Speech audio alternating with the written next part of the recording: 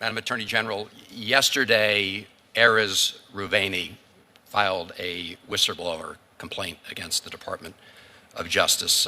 As I think you know, he was a 15-year veteran of the Department of Justice. He received commendations during the first Trump administration for all his work at DOJ, but he filed a detailed account of his recent experience at the Department of Justice, saying that prior to his determination, that he was terminated after he refused to sign an appeal brief that was unsupported by evidence or the law. And he says, "I didn't sign up to lie."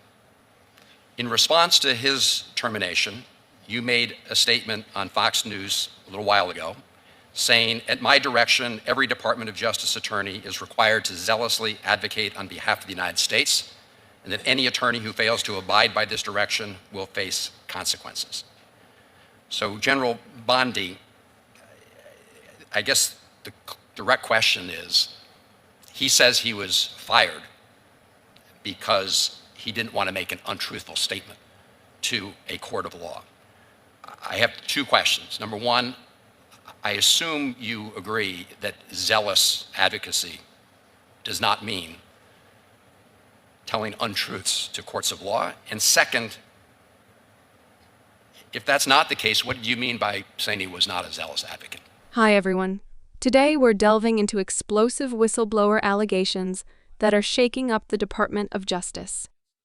A 15-year veteran attorney, Arez Ruveni, claims he was fired after refusing to sign a court brief he believed was dishonest. Saying plainly, "I didn't sign up to lie." Attorney General Bondi was confronted about these claims during a Senate hearing, and her response is raising even more questions. Before we break this all down, don't forget to subscribe and turn on notifications.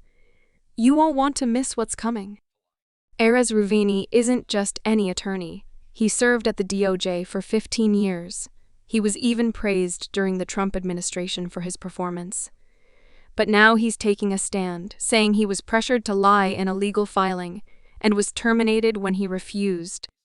Senator Van Hollen, this is all pending litigation, as you're well aware, and the timing of it, I can't discuss pending litigation. This is a whistleblower lawsuit pending within my office, but I will say the timing of it I find suspect, as he takes hits at Emil Bovee, who is one of the best human beings I know, one of the smartest, brilliant men I know, who will soon become a federal judge. And his hearing happens to be today, and I find the irony of the timing of it pretty remarkable, the lawsuit. But this had to do with attorney-client privilege information that was disclosed. I can't talk about the substance, but what I will tell you, and you have obviously my word, any zealous advocacy means to be done ethically and honestly, always. And that's what I mean by zealous advocacy. He also accused Emil Bovee of things that Todd Blanche, who is one of the best human beings I also know, my Deputy Attorney General, was in the room and said did not happen. But again, I wish I could get into greater detail. I can't because it's pending. But I stand by Emil Bovee and I stand by Todd Blanche every day, and I always will. Well, Madam Attorney General, I will say that his account seems to have lots of information. So as you say, this will obviously be something that's litigated or reviewed through due process procedures. But I have to say that it's very, very disturbing. We've also heard from others in other departments who are responsible for implementing the laws of the United States that they feel uncomfortable about having been asked to do things that they thought were unethical. Let me go on to some of the budget questions, and I really want to follow up on my colleagues, Senator Moran and Senator Collins. But the DOJ grant funding is being sort of cut back on two fronts.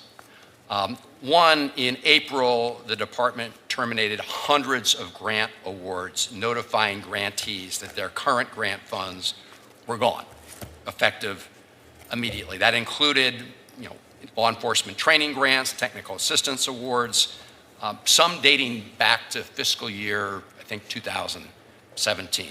So question number one is, are you going to be releasing those funds? The second concern regarding grants has to do with the monies that were appropriated in this fiscal year, in March.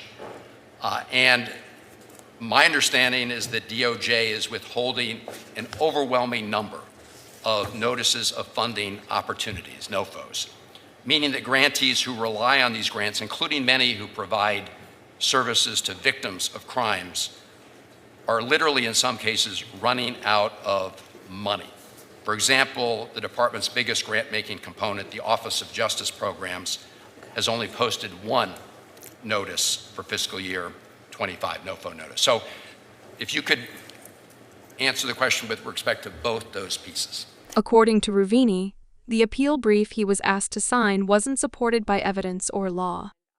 When he refused, he was fired. That's when he decided to blow the whistle. Hit the subscribe button if you believe government accountability matters. Sure, and that's a very valid question, Senator. The notices will be going out in coming weeks about the grants. And we did cut grants by 6%, and I'm here to tell every senator, if we did cut a grant that you care about that is specific to your state, please contact me. I've turned on grants that were cut off. So please, if that happens, there's an appeal process, but you can pick up the phone and you can call me, and I would be more than happy to look at that. I never want to take away a grant that is actually helping Americans, helping victims, helping law enforcement, and we're looking at it on a case-by-case basis, and many of those are being appealed already, but you have my word, we will look at all of those, absolutely. Thank you. And in terms of the other piece of the question, when the notices for information will go out, because the fiscal year obviously is, running out, and we are hearing from lots of entities that are waiting for those notices so they can apply for the grant funding. Yeah, yes, Senator. The notice of funding is consistent with our priorities, and they're finalizing it right now. It will be going out very shortly. Very shortly. All right. Thank you. It'll be posted on a rolling basis, too, I believe. Okay. If you could just keep us posted on that. And I would appreciate it, Madam Attorney General, if you could have your team or respond to a letter that about 30 senators wrote to you on this topic of the prior fiscal year funds that were frozen. I will make sure they look at that letter. I think we've received probably thousands of letters. You've gotten lots of letters. But we really do need, in order to do our job, to get responses. Thank you, Mr. Chairman.